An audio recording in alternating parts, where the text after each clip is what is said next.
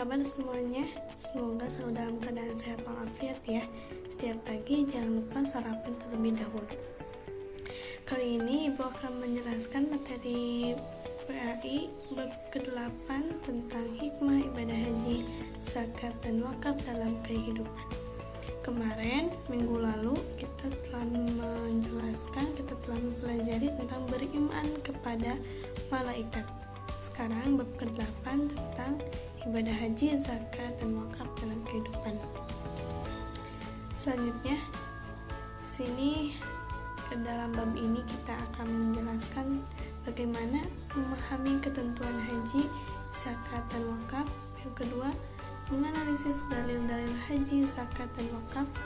Yang ketiga, menunjukkan sikap amal berhaji, berzakat, dan berwakaf.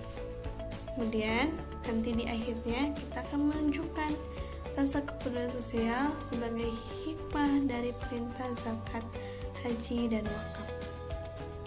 Di poin pertama, kita akan memahami makna haji, zakat, dan wakaf. Yang pertama, kita bahas haji terlebih dahulu. Apa sih yang dimaksud dengan haji? Yang pertama, pengertian haji. Haji menurut bahasa itu menyengaja atau menuju. Maksudnya, menyengaja pergi ke Baitullah untuk beribadah kepada Allah pada waktu-waktu tertentu dan cara-cara tertentu. Maksudnya, waktu-waktu tertentu ini ada waktu pas bulan untuk melaksanakan ibadah haji, yaitu mulai dari bulan Syawal sampai 10 hari pertama di bulan Zulhijjah. Puncak pelaksanaannya itu tanggal 9 Zulhijjah. Sedangkan menurut istilah, tadi menurut bahasa itu menyengaja, sekarang menurut istilahnya haji itu mengunjungi Ka'bah dengan niat beribadah kepada Allah pada waktu tertentu dan syarat-syarat dengan cara-cara tertentu. Jadi melaksanakan ibadah haji itu ada syarat-syaratnya, ada cara-caranya tertentu. Nah, yang kedua, hukum haji. Haji itu mempunyai hukumnya bagi orang Islam itu wajib bagi setiap orang yang mampu melaksanakannya. Maksudnya mampu ini mampu dalam perjalanannya, kesehatannya, keamanannya, dan orang yang ditinggalkan atau orang yang wajib dinafkahinya. Kemudian yang ketiga, tadi yang pertama pengertian haji, yang kedua hukum haji, dan yang ketiga sekarang syarat dan rukun-rukun haji. Syarat itu apa? Syarat haji itu perbuatan yang harus dipenuhi sebelum melaksanakan ibadah haji. Syarat dalam haji itu ada dua macam, ada syarat wajib dan ada syarat sah. Menurut para ulama fikih, syarat wajib itu ada 5. Yang pertama Islam, yang kedua berakal atau tidak gila, yang ketiga balik, yang keempat ada mahramnya, yang kelima mampu dalam segala hal, misalnya kayak tadi mampu dalam kesehatan, biayanya, keamanannya, nafkah bagi keluarga yang ditinggalkannya. Itu syarat sahnya, syarat wajibnya haji. Sekarang yang kedua, syarat sahnya haji itu ada 4. Yang pertama Islam, kedua balik, ketiga berakal, dan yang keempat merdeka. Selanjutnya ada pun rukun-rukun haji. Rukun haji itu apa? Rukun haji itu perbuatan yang harus dilakukan ketika melaksanakan ibadah haji. Kalau misalnya tidak dilaksanakan atau tertinggal satu pun, maka ibadah hajinya menjadi batal atau tidak sah. Rukun-rukun haji itu diantaranya pertama ihram. Maksudnya ihram ini yaitu berniat mengerjakan ibadah haji atau umroh dengan ditandai mengenakan pakaian ihram yang berwarna putih itu bagi laki-laki, dan bagi perempuan itu biasanya pakai pakaian yang warna putih juga. Kemudian membaca lafaz labbaik Allahumma hajjan. Selanjutnya rukun haji yang kedua yaitu wukuf.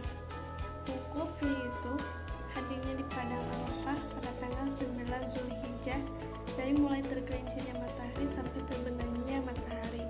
Dan bisa dikatakan juga wukuf itu bentuk pengasingan diri yang merupakan gambaran manusia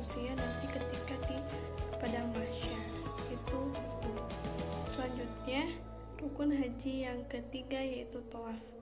Tawaf yaitu berputar mengelilingi Ka'bah yang dilakukan secara berlawanan dengan arah jarum jam. Arah jarum jam dengan posisi Ka'bah sebelah kiri dari badan kita ketika yang ihram. Para ulama sepakat bahwa tawaf itu ada 3 macam. Yang pertama tawaf qudum, yaitu tawaf yang dilakukan ketika jamaah haji baru datang. Yang kedua tawaf ifadah, tawaf yang dilakukan pada hari kurban setelah melontar jumroh Aqobah.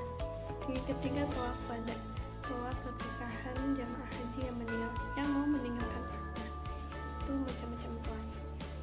Selanjutnya ada syarat sah tawaf. Yang pertama niat, yang kedua menutup aurat, yang ketiga suci dari hadas, yang keempat dilakukan sebanyak 7 kali putaran, yang kelima dimulai dan diakhiri di Hajar Aswad, yang keenam posisi Ka'bah di sebelah kiri orang yang bertawaf, yang ketujuh dilaksanakan dalam Masjidil Haram. Itu tentang tawaf. Selanjutnya ada rukun haji yang keempat yaitu sa'i. Sa'i yaitu berlari-lari kecil antara Bukit Sofa dan Marwah sebanyak 7 kali, dimulai dari Bukit Sofa dan diakhiri di Bukit Marwah. Selanjutnya syarat sah sa'i ada 4. Yang pertama dilakukan sebanyak 7 kali putaran, yang kedua dilakukan setelah tawaf ifadah, yang ketiga menjalani secara sempurna antara jarak Sofa dan Marwah, yang ketiga menjadi secara yang keempat dilakukan di tempat sa'i. Selanjutnya rukun haji yang kelima tahallul. Tahallul artinya mencukur atau memotong rambut kepala sebagian atau seluruhnya minimal 3 helai rambut. Jadi kalau buat laki-laki boleh dibotakin, kalau perempuan itu minimalnya 3 helai rambut. Itu tahallul, rukun haji yang kelima. Selanjutnya yang keenam tertib, yaitu berurutan dalam melaksanakannya mulai dari awal sampai akhir, tidak boleh diacak. Itu rukun-rukun haji.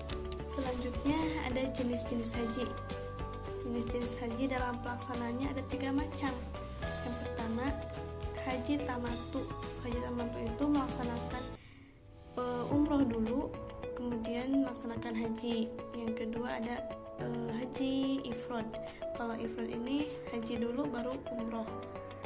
Dan yang terakhir ada qiron. Kalau qiron, haji dan umroh ini berbarengan dalam satu kali ihram.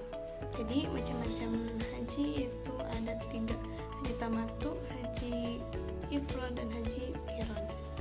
Selanjutnya keutamaan haji. Yang pertama, haji merupakan amal yang paling utama. Yang kedua, haji merupakan jihad.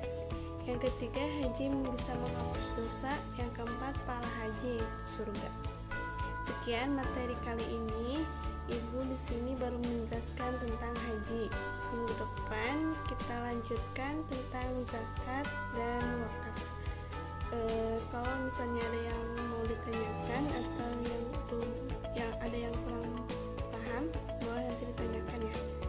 Sekian dari Ibu, kurang lebihnya mohon maaf. Wassalamualaikum warahmatullahi wabarakatuh.